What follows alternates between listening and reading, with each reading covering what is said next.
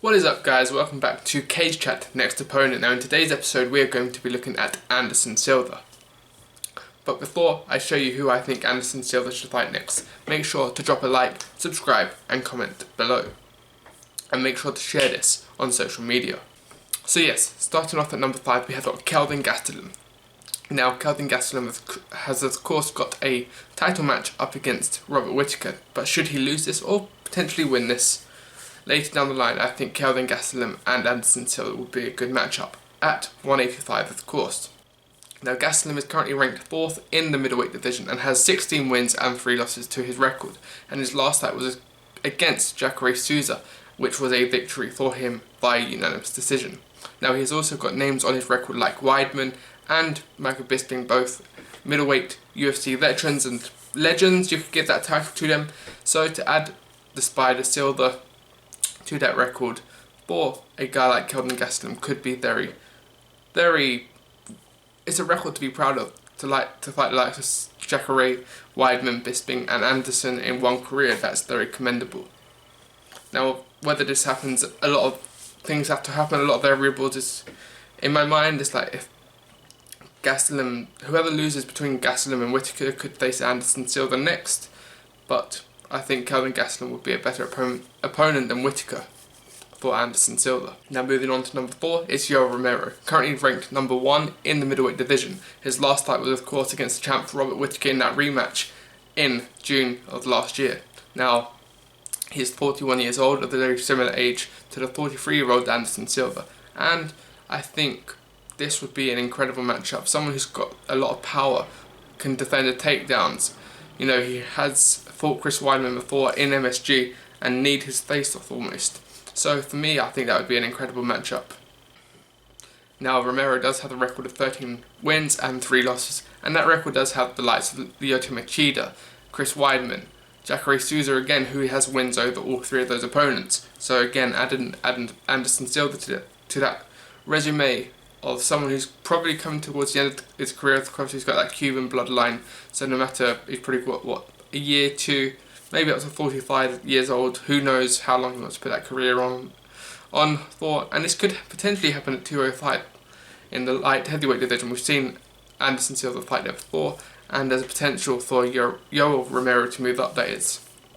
But I put this at number 4 on my list of who Anderson Silva should fight next.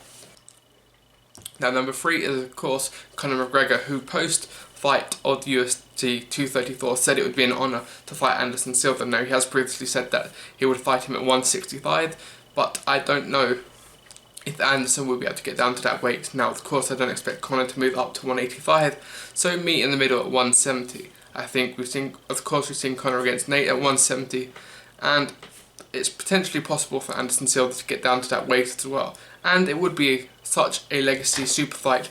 2 absolute legends of the UFC, Anderson Silva of course in the middleweight division, absolutely dominating through the 2010 period to 2012, 2013, where he went on an absolute tear up in the UFC and theoretically made the UFC his home. And Conor McGregor has almost done that. Of course, Conor McGregor hasn't defended the title yet, and he is off the back of the loss against Khabib. But this is more of the dream matchup sort of scenario here, and I don't expect it to happen, but if it did happen, I'd be all for it.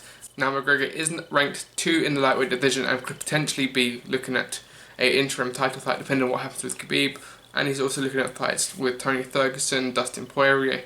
Cowboy is the big one at the moment, Max Holloway rematch, so he has got plenty of names on his own list of next opponents. Maybe that would be one coming up in the future, but I think this super fight is one that isn't going to happen anytime soon, which is unfortunate.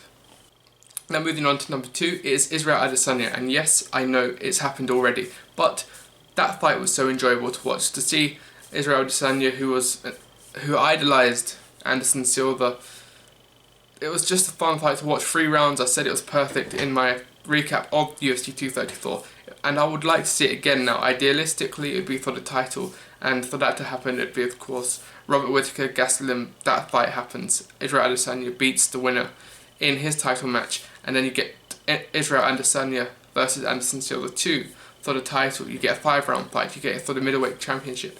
You don't get a Anderson Silva that's had a 2-year layoff.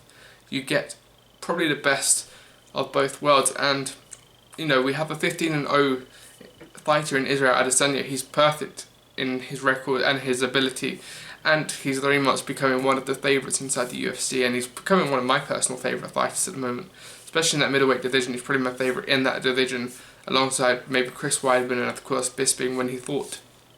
So I would like to see that fight again. It's one that I see on the card. It's almost computer game-esque. It's picking your favourite character and your second favourite character and putting them up against one another in what could be a very, very good match and a fun match again. There was no sort of hatred at the press conference of both of them ended up in tears almost with the amount of respect they had for each other and what Anderson Silva has overcome in the past 2 years. So yes, I would like to see that fight again, and that's why it's at number 2 on this list. And finally on this list is Chris Weidman, of course, ranked number 6 inside the middleweight division, 14 wins, 4 losses, and has been on a poor run. He's lost 3 of his last 4 fights. Of course, his last that was against Jacare Souza in December, and he did get knocked out in the 3rd round. Now that was fight of the night. He was winning, I think, the 1st round, maybe the 2nd one with his boxing ability, and unfortunately didn't get to the judges' scorecards, which I believe he probably would have won. Maybe just, who knows, but I had him scoring up on that round, and I was kind of nervous for him when we got into that 3rd round, and of course he did get knocked out his 2nd time in Madison Square Garden, so maybe that's not a venue for him to have a fight against Anderson Silva. But he is 2-0 against Anderson Silva. Of course, we have the infamous leg break, which was brutal in the 2nd fight, which was obviously the successor to where Chris Weidman did knock out Anderson Silva to win the middleweight championship. And a trilogy a few years down the line is something I would like to see. Personally, I wasn't a UFC fan when these fights took place, but of course I've seen highlights, I've seen what's happened. The leg break video is gruesome, and I think we should have a rematch and a trilogy fight, because both of them are potentially come towards the end of their careers. Obviously Anderson Silva's come towards the end of his, and with Weidman's losing streak, it's up in the air what happens. So yes, Chris Weidman is number 1. I think he's probably the best competitor. He's ranked 6, so it's not a person who's in the title run as of yet, but it's 2 veterans inside the UFC, inside that middleweight division. And Dana White, in fact, answered a question post-fight press conference of the UFC 234 and said that if both of them would be up for that fight, that was certainly a fight he would make for the future. Just not in New York, please Dana. We don't want to see Chris Weidman get knocked out for a 3rd time in his home county, or state as it's known in America. So yes, that's the end of the Cage Chat Next Opponent.